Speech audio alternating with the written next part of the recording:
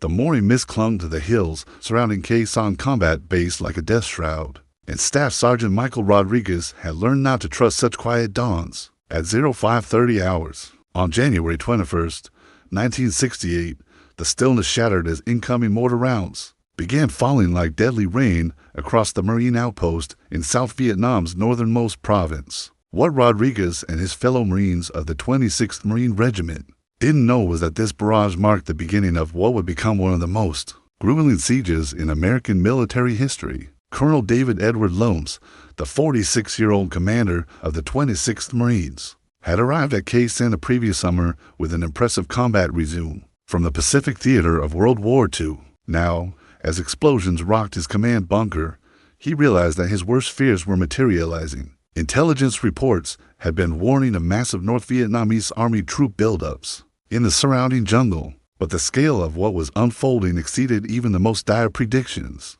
The combat base, perched on a plateau just 14 miles south of the demilitarized zone, occupied one of the most strategically precarious positions in all of South Vietnam. Originally established as a special forces camp in 1962, it had evolved into a major Marine outpost by 1967.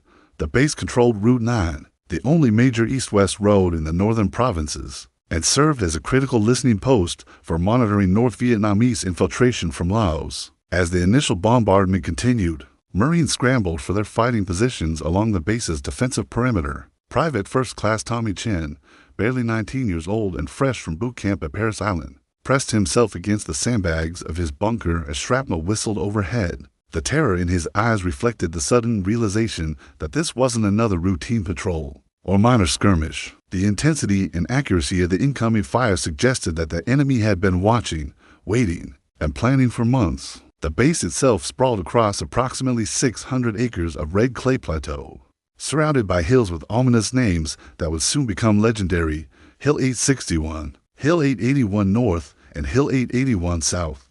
These elevated positions, initially held by Marine companies, provided crucial observation points, but were also exposed to enemy fire from higher ground, controlled by the North Vietnamese. The Marines had spent months fortifying these hills with bunkers, trenches, and fighting positions, but the enemy's patient preparation was now becoming devastatingly apparent. According to documentation from the Naval History magazine, the North Vietnamese had positioned an estimated 40,000 troops in the surrounding area, representing multiple divisions of their regular army. This massive force was under the command of General Tran Quai Hai, a veteran of the French colonial wars who had been planning this assault for nearly a year. The general's strategy was ambitious: capture Sanh and use it as a springboard for a larger offensive throughout South Vietnam's northern provinces. Radio transmissions crackled with reports from the outlying hills as Marine forward observers called in artillery strikes on suspected enemy positions.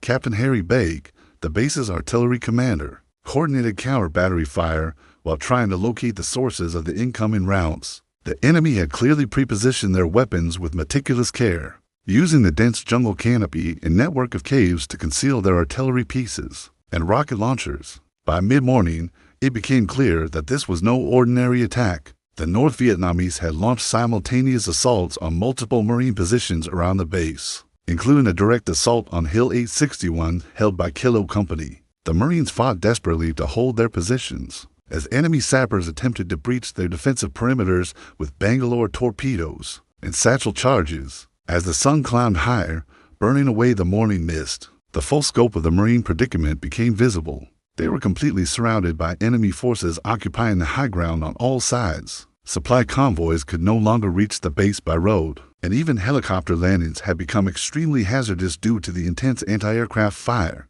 Colonel Loams realized that his 6,000 Marines were now effectively cut off from the outside world, dependent entirely on air resupply for their survival. The siege of Sanh had begun, and the Marines found themselves facing the prospect of holding their isolated outpost against overwhelming odds for an indefinite period. As darkness approached on that first day, the Marines settled into their bunkers and fighting positions, knowing that the next 7 to 6 days would test their courage, endurance, and determination like nothing they had ever experienced before. The second week of the siege transformed Sanh from a functioning military base into what Marines grimly called the most dangerous place on Earth. Every day brought a relentless barrage of incoming artillery, mortar, and rocket fire that turned routine activities like eating, sleeping, and moving between bunkers into life-threatening gambles. Sergeant First Class Robert Martinez, a veteran of 3 tours in Vietnam, had never experienced anything approaching the intensity of the bombardment that now fell on their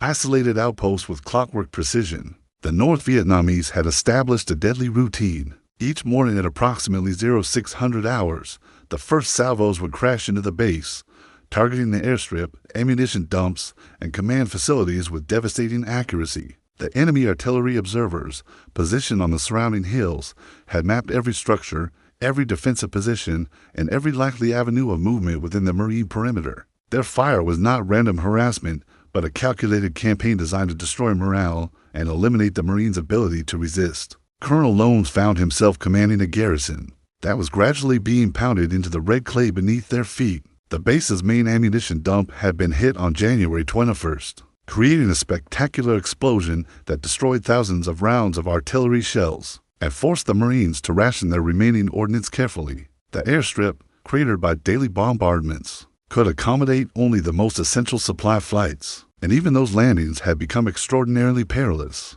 As enemy gunners zeroed in on approaching aircraft, the psychological impact of constant bombardment proved almost as destructive as the physical damage. Marines learned to identify different types of incoming rounds by their distinctive sounds: the hollow whistle of mortar shells, the freight train roar of rocket-propelled grenades, and the sharp crack of direct-fire weapons. Sleep became impossible in any conventional sense, and dozed fitfully in their bunkers between bombardments, never knowing when the next barrage would force them to press their faces into the mud and pray that their overhead cover would hold. Private Chen, now a battle-hardened veteran despite his few weeks in country, had developed the 1,000-yard stare common among troops under prolonged stress. His letters home, when mail could be flown out during brief lulls in the fighting, reflected the gradual transformation of young Marines into grimly determined survivors. The constant threat of sudden death had stripped away illusions about the glory of combat, leaving only the fundamental desire to protect fellow Marines and survive until relief arrived. The isolation was perhaps more demoralizing than the incoming fire itself. Radio communications with higher headquarters remained sporadic due to enemy jamming and the mountainous terrain that surrounded the base. Supply flights could reach the base only during brief windows when weather and enemy fire permitted, and even successful resupply missions brought only a fraction of what the Marines needed to maintain their defensive positions. Fresh food disappeared within days of the siege's beginning, replaced by sea ration and whatever could be scavenged from the base's dwindling supplies. According to reports documented by the U.S. Marine Corps' official history, the North Vietnamese strategy was working exactly as planned. General Hai's forces had effectively isolated the Marine garrison while maintaining constant pressure through bombardment and probing attacks. The enemy commander understood that he did not need to overrun the base through direct assault. Time and attrition would eventually accomplish what frontal attacks might achieve at enormous cost. Medical supplies became critically short as Marine casualties mounted from the daily bombardments. Corpsmen worked miracles treating wounded Marines in underground aid stations that doubled as surgical theaters. Dr. Lieutenant Commander James Sullivan, the base's senior medical officer, performed emergency surgeries by flashlight while enemy shells exploded overhead. The most severely wounded had to wait for medical evacuation flights that might not come for days, depending on weather conditions and enemy fire. The Marines adapted to their underground existence with typical ingenuity and dark humor. Elaborate bunker systems connected different sections of the base, allowing movement between positions without exposing Marines to direct fire. Communication with the outside world depended entirely on radio and the occasional supply flight. Families back home received letters that were often weeks old by the time they arrived. Describing conditions that had already changed dramatically, the Marines at Sanh existed in a bubble of combat stress and isolation, cut off from normal life and dependent entirely on their own resources and determination. As January drew to a close, the siege settled into its deadly rhythm. The North Vietnamese continued their patient strategy of bombardment and isolation while the Marines grimly held their positions and waited for relief. Neither side could predict how long this deadly stalemate would continue, but both understood that Sanh had become a symbol of American determination in Vietnam. The outcome of the siege would resonate far beyond the red clay hills of this remote outpost. The real test of Marine resolve came not from the daily bombardment of the main base, but from the desperate struggles to maintain control of the critical hills surrounding Sanh Combat Base. Hills 861, 881 North, and 881 South formed the defensive backbone of the Marine position, providing observation points and fields of fire that were essential for the base's survival. Losing these elevated positions would hand the North Vietnamese commanding views of every movement within the Marine perimeter. Captain Bruce Clark commanded Echo Company, 2nd Battalion, 26th Marines. On Hill 861, the most exposed of the Marine positions, his 180 Marines occupied a maze of bunkers and fighting positions carved into the rocky hillside, connected by communication trenches that zigzagged across the slope to minimize exposure to enemy fire. Clark, a veteran of 2 previous Vietnam tours, understood that his company stood directly in the path of the main North Vietnamese assault force. The enemy's first major ground attack came at 0300 hours on February 5, 1968. North Vietnamese sappers, moving through the jungle with silent precision honed by months of preparation, penetrated the Marine defensive wire and reached the lower slopes of Hill 861 before detection. The ensuing firefight raged for 6 hours as Marines fought hand-to-hand combat in their own trenches, while calling in danger-close artillery strikes on enemy forces that had infiltrated their positions. Lance Corporal James Washington, a machine gunner from Detroit, held a critical position on the hill's northern slope, where the main enemy assault concentrated its effort. His M60 machine gun became the focal point of North Vietnamese attacks, as enemy soldiers attempted to silence the weapon that was cutting down their advancing comrades. Washington fought through 3 separate human wave attacks, his ammunition supplied by Marines who crawled through enemy fire to keep his gun operational. The battle for Hill 881 South proved even more costly for both sides. Lieutenant Michael O'Brien's 3rd Platoon found themselves completely cut off from the rest of their company when North Vietnamese forces overran a section of the defensive perimeter. According to documentation from the Warfare History Network, the North Vietnamese committed elements of 3 different regiments to the assault on the Marine hill positions. The 95th Regiment, 304th Division, led the main attack while supporting units provided covering fire and attempted to cut the communication lines between the hills and the main base. The enemy's tactics combined traditional infantry assault with sophisticated use of heavy weapons and coordinated supporting fires. Artillery support from the main base proved crucial,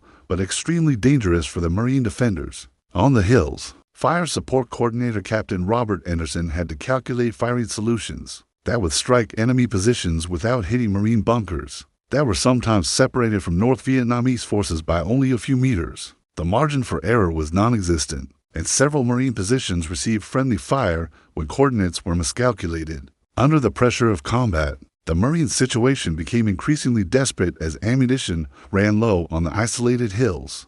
Resupply by helicopter was virtually impossible during daylight hours due to intense enemy fire, and night resupply missions faced the added danger of landing in areas that might have been infiltrated by North Vietnamese forces. Several helicopter crews died attempting to reach the Marine positions with critically needed ammunition and medical supplies. Private First Class Rodriguez, now promoted to Lance Corporal after casualties among the non-commissioned officers, found himself leading a squad defense of a critical bunker complex on Hill 861. His 12 Marines had been fighting continuously for 18 hours, their ammunition nearly exhausted and several men wounded. The enemy had established positions within grenade range of the Marine bunkers, making movement between positions extremely hazardous. The psychological strain of defending the hills under constant attack began showing in various ways. Among the Marine defenders, some men became hyper-alert, unable to sleep even during brief lulls in the fighting. Others developed a fatalistic acceptance of their situation that bordered on recklessness. Unit cohesion remained strong, but individual Marines showed the accumulated stress of weeks of combat with no prospect of relief or rotation. Medical evacuation from the hills proved nearly impossible once the siege intensified. Wounded Marines often had to be carried down treacherous slopes under enemy fire, then transported across open ground to reach the main base's medical facilities. Many Marines with serious wounds remained in the fighting positions because the risks of evacuation exceeded the dangers of staying put. By mid-February, the Marine positions on the hills had been reduced to shell-scarred moonscapes where every tree had been blown away and the rocky ground was pocked with craters from incoming rounds. The Marines had adapted their defensive positions to this devastated landscape, creating new bunkers and shell holes and using destroyed equipment for additional overhead cover. The battle for the hills continued without resolution, as both sides recognized their critical importance to the overall outcome of the siege. The North Vietnamese could not afford to allow the Marines to maintain observation posts that directed artillery fire on their supply routes and assembly areas. The Marines understood that losing the hills would make the main base untenable. The stage was set for even more desperate fighting in the weeks ahead. Life at Sanh had transformed into a subterranean existence that resembled the trench warfare of World War I more than the jungle fighting typically associated with Vietnam. Marines had burrowed into the red clay like human moles, creating an elaborate network of bunkers, tunnels, and fighting positions that allowed them to survive the relentless bombardment while maintaining their defensive capabilities. The surface world had become a killing field where movement during daylight hours meant almost certain death. Sergeant Martinez had become an expert at underground construction, leading work details that expanded and reinforced the bunker systems. During the brief lulls between enemy bombardments, using salvaged materials, sandbags filled with clay, and steel planking from destroyed buildings, the Marines created underground cities that included sleeping quarters, ammunition storage areas, medical aid stations, and command posts. These installations were connected by communication trenches deep enough to allow Marines to move between positions without exposing themselves to enemy observation. The daily routine had adapted to the rhythm of enemy fire. Marines learned that the North Vietnamese typically began their bombardments at dawn and continued intermittently throughout the day, with the heaviest concentrations of fire coming during the late afternoon and early evening hours. During these periods, all movement ceased, and Marines huddled in their deepest bunkers while the earth shook from the impact of incoming rounds. Food preparation and distribution became major logistical challenges under siege conditions. The base's mess facilities had been destroyed early in the bombardment, forcing Marines to prepare individual meals using portable stoves and whatever cooking equipment they could improvise. Sea rations formed the basis of every meal, supplemented occasionally by packages from home when mail flights could reach the base. Water was strictly rationed, and personal hygiene became virtually impossible under the crowded underground conditions. Lieutenant Colonel Mitchell Page, the battalion commander, established his command post 30 feet underground in a bunker complex that included communication equipment, situation maps, and sleeping quarters for his staff. The command post became the nerve center for coordinating the defense of the base, relaying intelligence reports to higher headquarters, and directing the allocation of critically short supplies among the various Marine units. According to official Marine Corps records, the psychological impact of prolonged underground existence proved as challenging as the physical dangers of enemy fire. Marines developed various coping mechanisms to deal with the claustrophobia, constant stress, and isolation from the outside world. Some men became obsessively neat, organizing and reorganizing their personal equipment in tiny underground spaces. Others withdrew into themselves, speaking only when necessary and avoiding social interaction. Mail call became the most anticipated event of each day when mail flights could reach the base. Letters from home provided psychological lifelines to the world beyond Sanh, reminding Marines of the lives they had temporarily abandoned. Private Chen received letters from his girlfriend describing her college classes and part-time job, creating a surreal contrast with his daily existence of incoming fire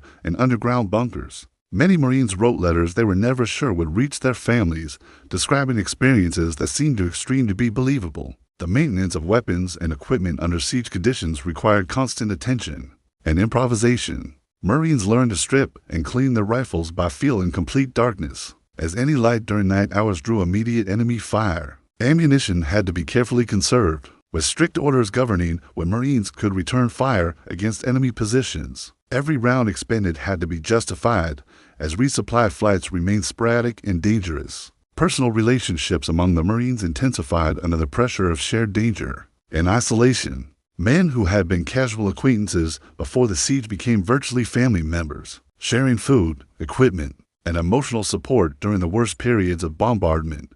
The traditional barriers between officers and enlisted men began breaking down as shared hardship created bonds that transcended military rank. Sleep became a precious commodity that had to be seized in brief intervals between bombardments. Marines learned to fall asleep instantly when opportunities arose, regardless of noise, discomfort, or the proximity of enemy fire. Many men developed the ability to distinguish between different types of incoming fire while unconscious, waking immediately when rounds landed close to their positions while sleeping through distant explosions. Religious services took on new meaning as Marines faced their mortality on a daily basis. Chaplain Lieutenant Robert McAllister conducted services in underground bunkers, offering communion and prayers for Marines who had never previously shown interest in spiritual matters. The prospect of sudden death gave many men a new perspective on questions they had previously avoided considering. The medical challenges of treating wounded and sick Marines under siege conditions pushed military medicine to its limits. Corpsmen worked in underground aid stations that lacked proper ventilation, adequate lighting, or sterile conditions. Routine medical problems became serious threats when proper treatment was impossible, and minor wounds could become life-threatening if they became infected in the unsanitary, underground environment.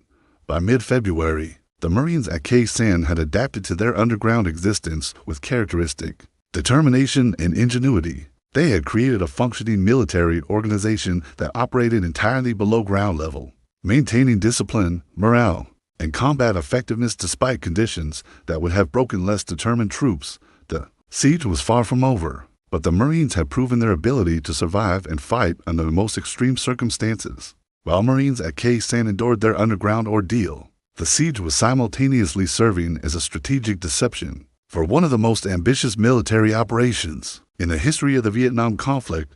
On January 31st, 1968, North Vietnamese and Viet Cong forces launched coordinated attacks against major cities throughout South Vietnam in what became known as the Tet Offensive. The timing was no coincidence. General Hai's siege of Sanh was designed to draw American military attention and resources away from the urban centers that were the Tet Offensive's primary targets. General William Westmoreland, commander of Military Assistance Command Vietnam, had fallen into the strategic trap that North Vietnamese planners had carefully constructed, convinced that Sanh represented the main enemy effort and potentially a repeat of the French disaster at Dien Bien Phu in 1954. Westmoreland had committed enormous resources to reinforcing and resupplying the besieged Marine base.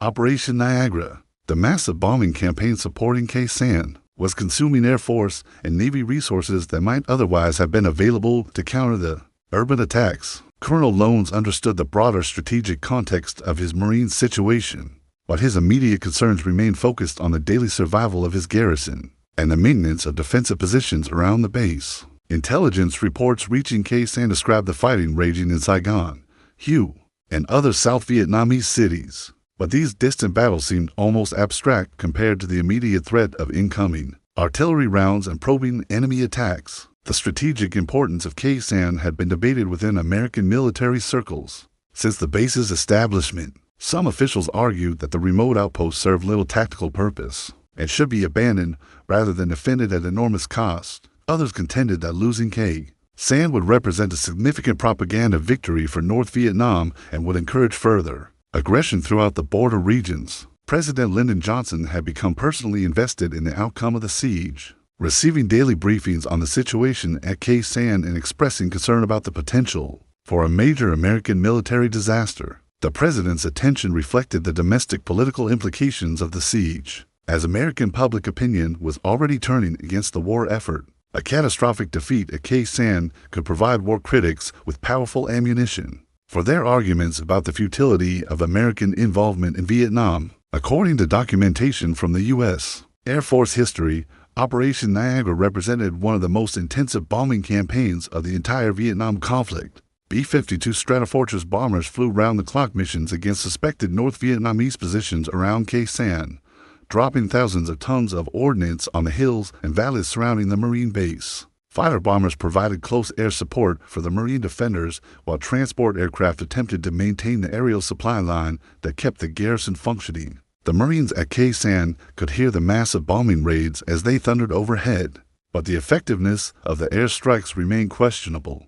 The North Vietnamese had dispersed their forces and equipment throughout an extensive network of caves, tunnels, and concealed positions that offered significant protection against aerial attack. Many bombing missions struck empty jungle or positions that had already been abandoned by enemy forces, who had learned to anticipate American targeting patterns. Lance Corporal Washington had been promoted to corporal after his machine gun section leader was killed by enemy fire, and he now found himself responsible for training replacement Marines, who arrived on occasional supply flights. These new arrivals, fresh from training in the United States, were shocked by the conditions at Sanh and required intensive orientation to survive in the siege environment. Washington's combat experience had given him insights into enemy tactics and defensive techniques that proved invaluable for preparing new Marines for the realities of siege warfare. The broader implications of the Tet Offensive began affecting the situation at Sanh. As American military resources were diverted to counter the urban attacks throughout South Vietnam, supply flights became even less frequent as transport aircraft were reassigned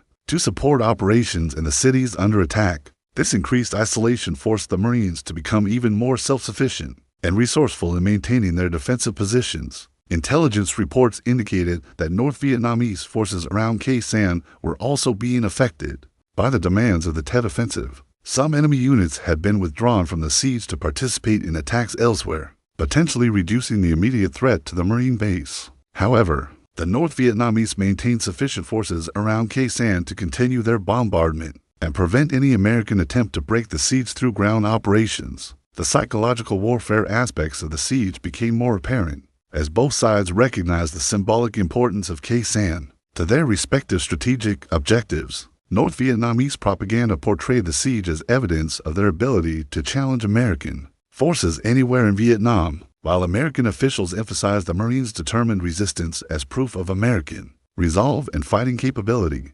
Communication with the outside world remained sporadic and heavily censored, with Marine letters home subject to review to prevent the release of information that might compromise operational security or damage American morale.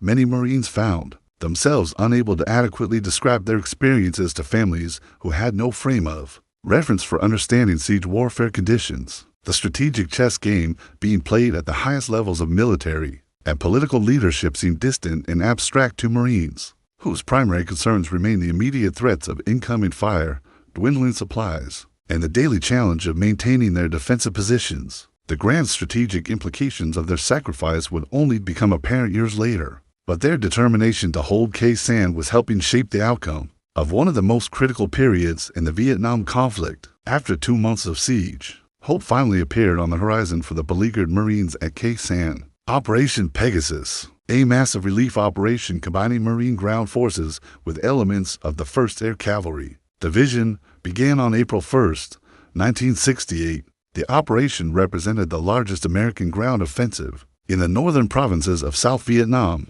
involving over 30,000 troops, whose mission was to break the North Vietnamese stranglehold on the isolated Marine base and reopen the critical Route 9 supply corridor. Lieutenant General Robert Cushman, commanding the 3rd Marine Amphibious Force, coordinated the relief operation with Major General John Tolson of the 1st Cavalry Division. Their plan called for a two-pronged approach.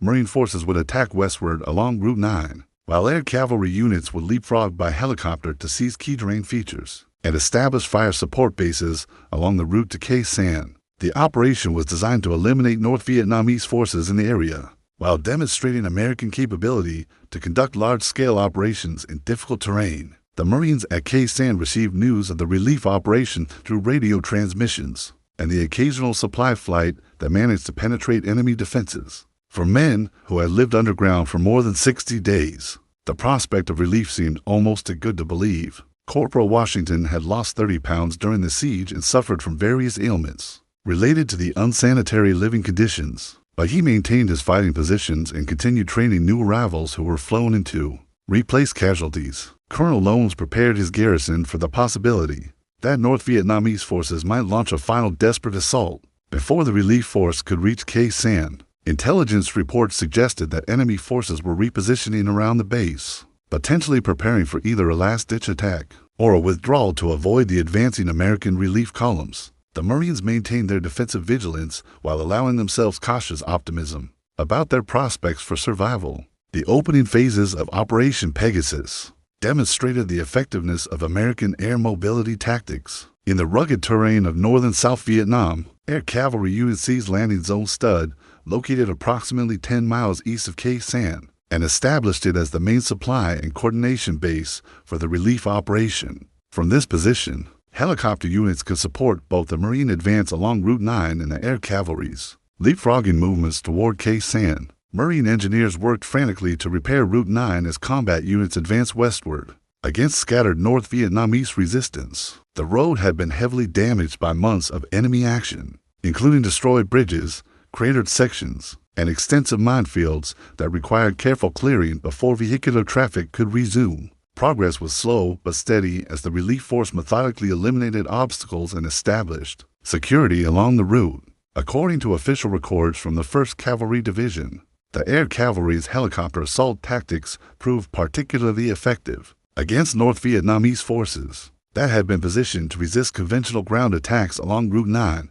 The enemy had not anticipated the Americans' ability to bypass their prepared positions by landing troops directly in their rear areas, forcing them to fight in multiple directions simultaneously. Private Chen, now a seasoned combat veteran despite his youth, participated in several small unit patrols outside the Khe Sanh perimeter. As the Marines began limited offensive operations in coordination with the advancing relief force, these patrols encountered significantly less enemy resistance than had been typical during the height of the siege, suggesting that North Vietnamese forces were beginning their withdrawal from the immediate area around the base. The psychological impact of the approaching relief was dramatic among Marines who had endured more than 2 months of siege conditions. Men who had become withdrawn and fatalistic began showing renewed interest in their appearance, personal equipment, and future plans beyond Khe Sanh. The prospect of returning to normal military operations, hot meals, and regular mail delivery provided powerful motivation during the final weeks of their ordeal.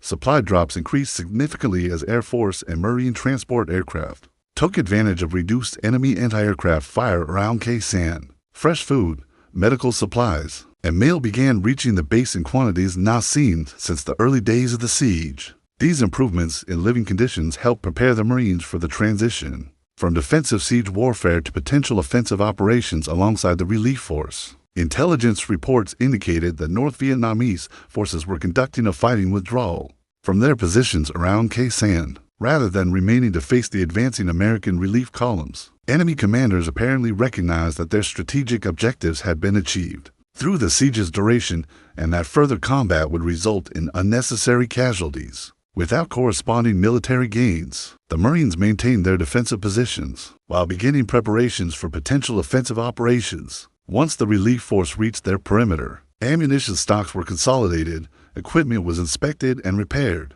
and small unit tactics were reviewed in preparation for operations in conjunction with air cavalry units, whose operational methods differed significantly from traditional Marine ground combat techniques. Communication with the advancing relief force became more frequent and reliable as the distance between friendly units decreased. Marine forward observers began coordinating artillery and air strikes with the relief force's fire support elements, creating interlocking fields of fire that would prevent enemy forces from interfering with the final phase of the relief operation. By early April, the sound of helicopter rotors and distant artillery fire indicated that relief was finally within reach. The Marines at Khe Sanh, who had survived 7 to 7 days of siege through determination, ingenuity, and mutual support, began preparing for their return to the larger war that continued raging throughout South Vietnam. Their ordeal was nearly over, but its strategic and psychological significance would resonate for years to come. The morning of April 6,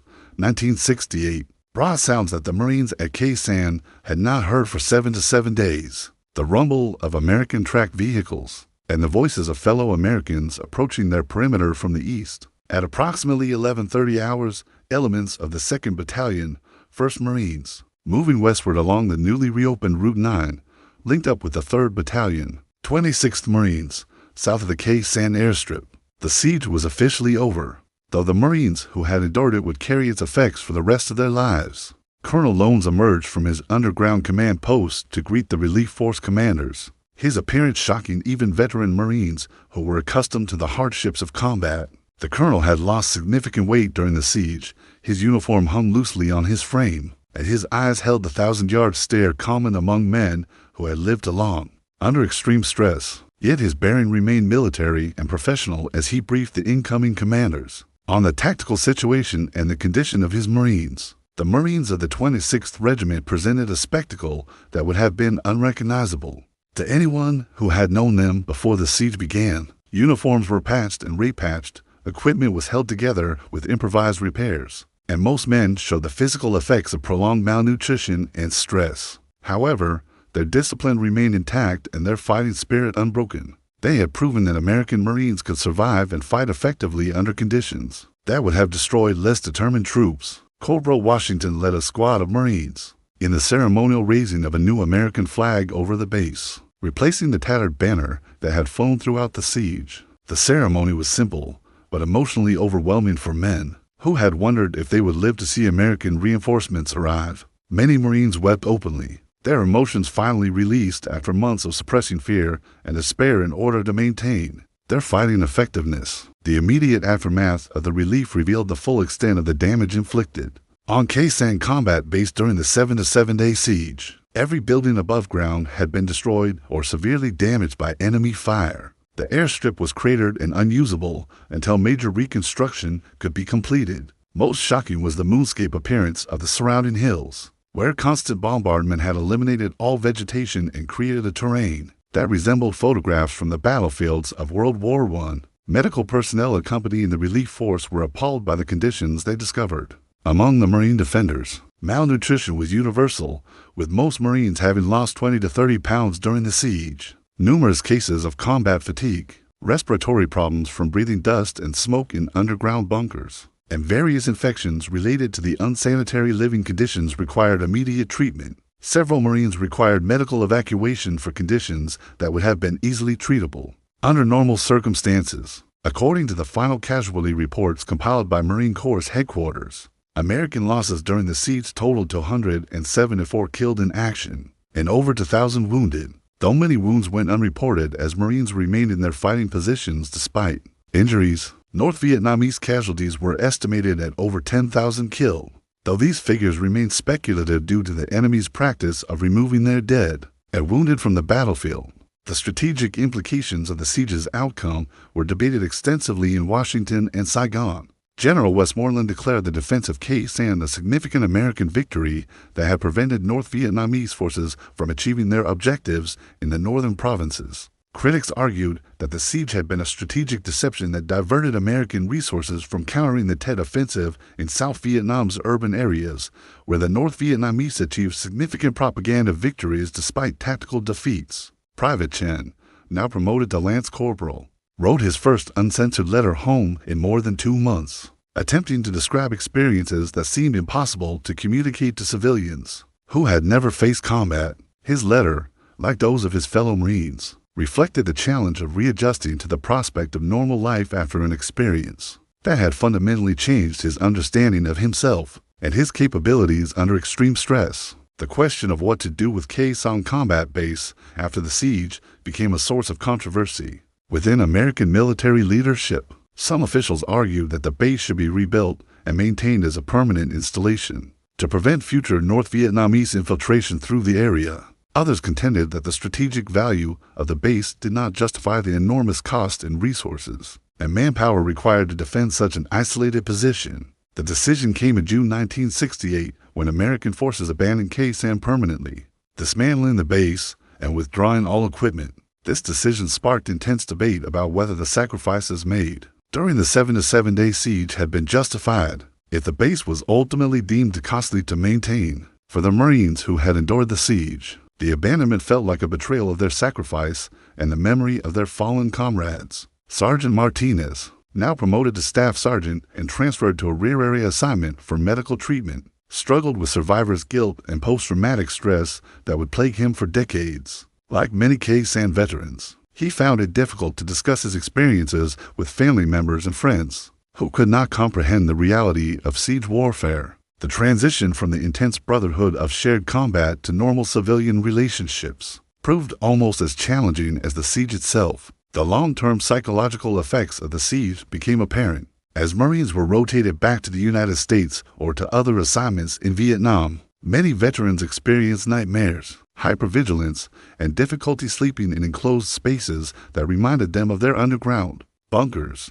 The Veterans Administration was not yet equipped to handle the complex trauma responses that would later be recognized as post-traumatic stress disorder. Colonel Lones received the Navy Cross for his leadership during the siege, though he privately questioned whether any medal could adequately recognize the collective sacrifice of the Marines who had served under his command. His official reports emphasized the tactical lessons learned during the siege, the critical importance of underground fortifications, the limitations of aerial resupply under combat conditions, and the psychological factors that determined whether troops could maintain effectiveness during prolonged stress. The Siege of Sanh entered American military history as both a tactical victory and a strategic controversy. Military analysts would debate for years whether the Marines' successful defense validated American fighting capability or whether the entire operation represented a costly diversion from more important strategic objectives. What remained unquestionable was the courage and determination displayed by Marines, who had held their positions against overwhelming odds for 7 to 7 days. The media coverage of Sanh had made it one of the most widely reported battles of the Vietnam War, bringing the reality of siege warfare into American living rooms through television news broadcasts and magazine photographs. Heat images of exhausted Marines emerging from underground bunkers became iconic representations of American military experience in Vietnam, influencing public perception of the war for generations to come. Years later, veterans of the siege would gather at reunions to remember fallen comrades and share experiences that remained difficult to communicate to outsiders. The bonds forged during those 7 to 7 days of shared danger and mutual dependence proved stronger and more enduring than most relationships formed under normal circumstances. For these men, Sanh represented the defining experience of their lives, a test of character and endurance that revealed capabilities they had never known they possessed. The strategic debate over Sanh's significance continued long after the last Marines departed the base. Military historians would analyze the siege as an example of how tactical victory could coexist with strategic ambiguity, while psychologists would study the siege's veterans to better understand human resilience under extreme stress. The 7 to 7 day defense of Sanh had demonstrated that American Marines could endure and triumph over conditions that challenged the limits of human endurance. The legacy of Sanh lives on in Marine Corps tradition and military history as a testament to the fighting spirit and brotherhood that enables small groups of determined individuals to accomplish seemingly impossible missions. The Marines who survived those 7 to 7 days had proven that courage, ingenuity, and mutual support could overcome superior numbers and devastating firepower. Their example continues to inspire Marines facing their own challenges in conflicts around the world, carrying forward the lessons learned in the red clay hills of South Vietnam during the winter and spring of 1968. In the final analysis, the Siege of Sanh represented both the best and the most tragic aspects of the American experience in Vietnam: extraordinary individual courage and unit cohesion deployed in service of strategic objectives that remained unclear and ultimately unattainable. The Marines, who held their remote outpost for 7 to 7 days, had written a chapter in military history that honored their service, while raising fundamental questions about the nature of the conflict in which they fought. Their story endures as a reminder that the measure of military success cannot always be calculated in terms of strategic objectives achieved, but sometimes must be found in the human courage and sacrifice displayed when facing overwhelming odds.